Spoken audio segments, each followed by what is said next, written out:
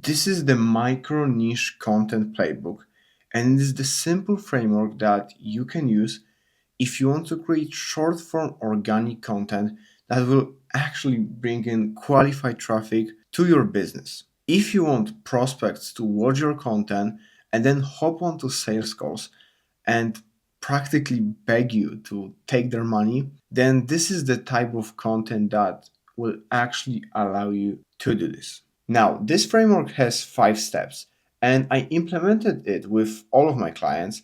And I work with some of the biggest personal brands in the space, both on the front end with client acquisition and also on the back end with sales funnels and sales calls and yeah, all of that.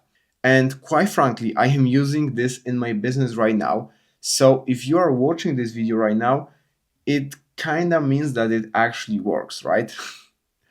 But before I cover all 5 steps, so you can get started with it today, first we need to talk about the goal of it and the one big misconception. The goal is, quite frankly, really simple. Clients book calls and sell themselves before you even speak to them. Meaning that your ideal prospects will be so nurtured before they actually hop onto the sales call that they will be sold and begging you for money before you even pitch them the actual offer. And the reason that it works is when you recall all of your sales calls, probably most of the time is spent talking about, okay, so what do you actually do, how you can help me, what's your unique mechanism, and all of that should have been taken care of before the call. And if it's not, you are wasting your time and probably your energy and resources on prospects that don't even know what you can provide to them.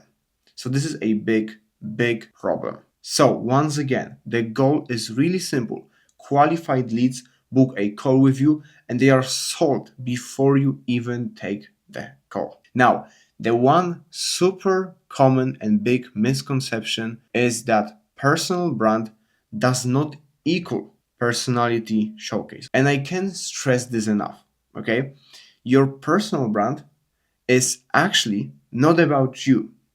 And I know it sounds crazy because it literally has the word personal next to the brand, right? So it's supposed to be about you, but it's not, because all the people will not watch your content, will not consume what you have for them, and will not potentially take a call with you and buy your services because of you. So that means that they will not take any action if you're only talking about yourself.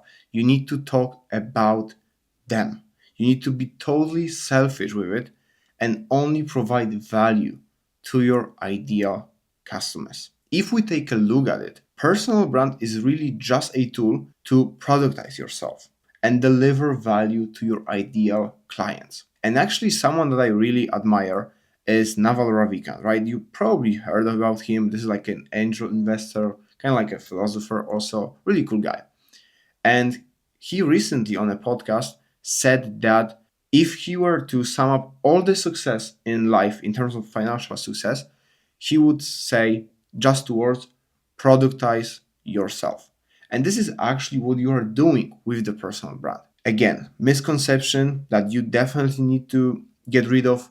Personal brand is not about you, it's about your ideal clients. And if you take advantage of it and you are not selfish, it will benefit you a ton. With the goal in mind and the big misconception, you can start with the first step. And the first step is define your ideal avatar. And I want you to get ultra specific with it, okay? I want you to think about their role, who they are: CEO, coach, owner, mom trying to lose weight, uni student trying to prepare for the exam, 30-year-old man trying to find a wife. And I could list more, and more here. So you need to definitely think about what they are doing professionally in their life. Then you need to take cover all the rest logical steps. So age range, location, income level, key traits. This is all really important. But the fact is, most people actually do it. Of course, they don't take a lot of time to do it, but most people at least do this step. And if you have all of those basics about your ideal avatar, you need to go deeper. And what I mean is, second step, you need to storytell their day. So please don't stop at demographics. Humanize your ideal avatar. Create a day in the life story. So let's take an example. Let's think about that you are a fitness coach helping 9 to 5ers lose their weight, and create a literal person. Let's call him John. And think about how the regular day of John looks like. So he's working 9 to 5. So he probably wakes up 7 a.m., goes to the bathroom, looks into the mirror. He's probably not proud of himself, how he is looking. He steps on scale, 50 pounds overweight. Then he probably rushes to the kitchen. He grabs the fastest thing that he can eat. He doesn't really care about what he's putting in his body. Then he drives into his job. He eats a lunch there, also not caring any bit about how many calories he is consuming, all of that. Then another 4 hour passes. He eats some snacks there. And after that, he drives back home. And because he is so tired from his job, he actually skips the cardio. He will tell himself that, okay, today I don't need to do it. And if he didn't do the cardio, okay, let's just screw it for today and let's order some takeaway. And after that, when he goes to sleep, he will remember that he actually made the decisions a few months ago that he is going to lose weight. And he will remember that he feels stuck, he doesn't feel good about himself, and all of that. So look at this. Just a 2-minute story about his day.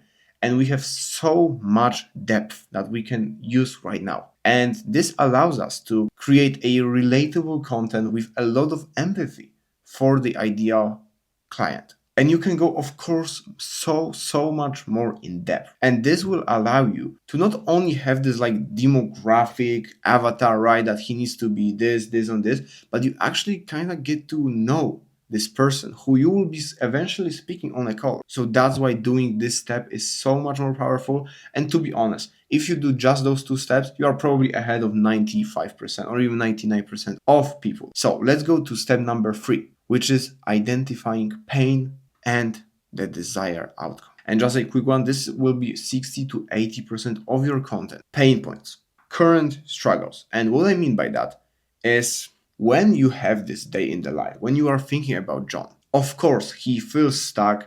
He doesn't feel good in his body. He probably would like to be a little bit better looking and all of that.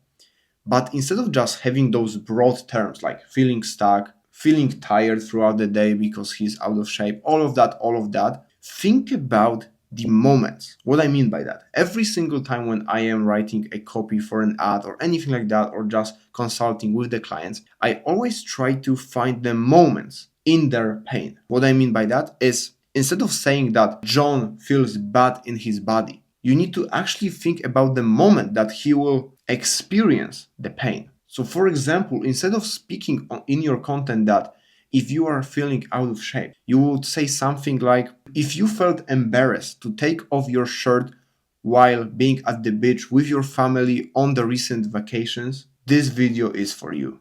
That would be the hook.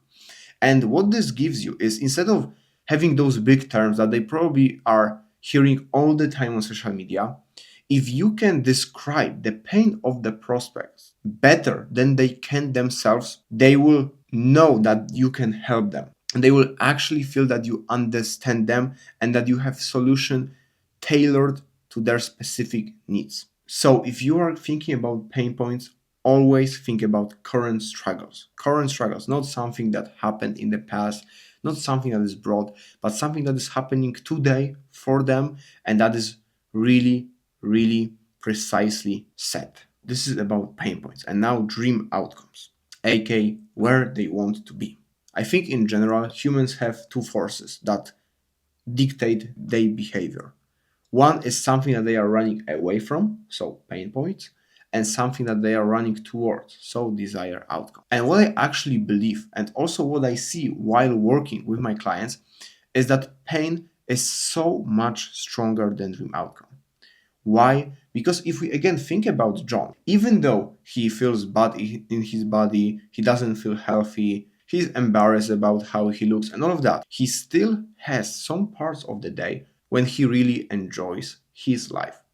When he's eating this lovely pasta while watching Netflix with his wife, he's really enjoying his life. When he can eat this delicious donut on his lunch break at work, he's really enjoying his life. And that means that humans are much, much more influenced by saying to them their pain points than by listing their dream outcomes. Because if we say to him that he would feel healthy, not embarrassed, all of that, okay, it speaks to him, right? He wants that. But it's not so strong as talking about his pain points. Because I am sure that he wants much more his pain point to go away than to actually have some dream come true. And of course, there is some nuance to this because a lot of times the dream outcomes are just the opposite of a pain point. But in general, I would focus much more, like 80% of the attention, on describing the pain points as accurately as possible. And this is super important, right? Because another like misconception is that you need to go viral to print money. And actually, when you think about it, if you go viral, that means that a lot of people like your content. But when you are actually niche down and when you sell high ticket, you're only talking to a small number of people, let's say like 10,000 people that are actually in this very specific niche of yours. So when you think about it, if 60 to 80% of your content will be like this, it means that your content will not have millions of views. It will probably have like few thousand views, but that's totally okay. We are not looking to get tons of views because what we get out of it, like, I don't know.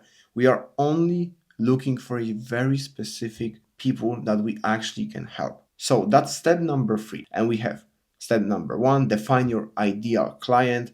Step number 2, storytell their day, and then see how their day looks like and describe the pain points and dream outcomes. When we have those 3, we have all the knowledge about our ideal client. And now we can think about what needs to occur for them to actually hop on a call with us and be sold. So, step number 4, core beliefs.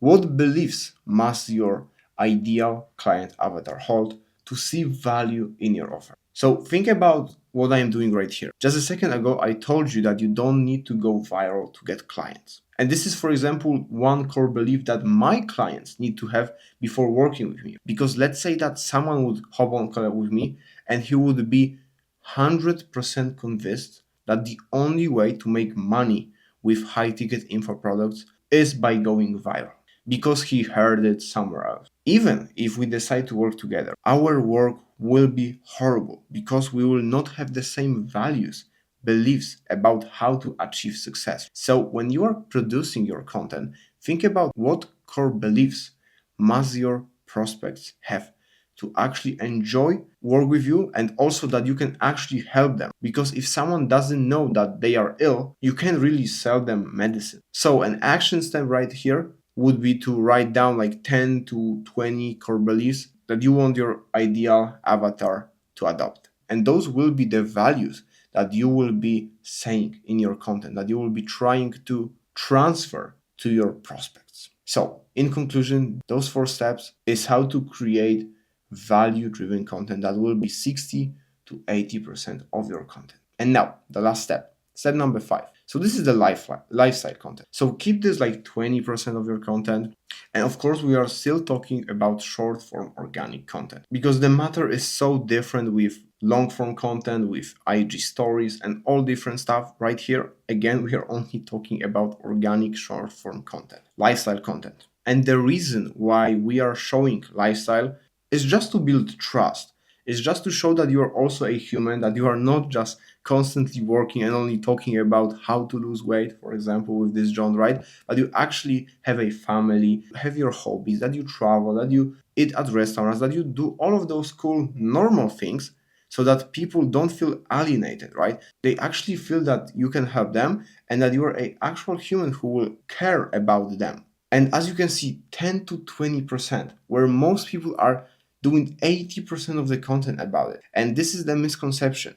Personal brand doesn't mean the narcissistic personality showcase, right? So don't fall into the trap of making 80% of the content about yourself. And if you did all of those 5 steps, the end goal will be pre-sold prospects. What I mean by that? Those are the prospects who will, first of all, know what your offer is, they will agree with your beliefs, and they will also feel that you are the only person in the world who can help them out with their problem. And being honest with you, the most common feedback that I get from my clients is that those calls, after you do all of those 5 steps, those calls feels like onboarding calls, okay? Because people already know that you can help them.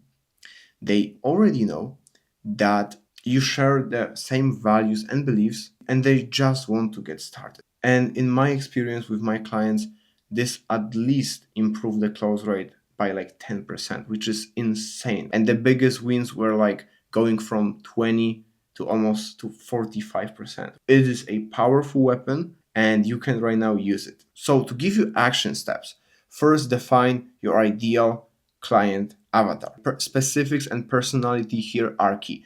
Then create few days of their life. Then list about 10 to 20 pain points, 10 to 20 dream outcomes. Then list 10 to 20 core beliefs and start posting lifestyle content on the fly. Just don't overthink that, okay? And if you do it correctly, your sales call will turn into onboarding calls. That's all for today. And if you want my help, just message me on Instagram.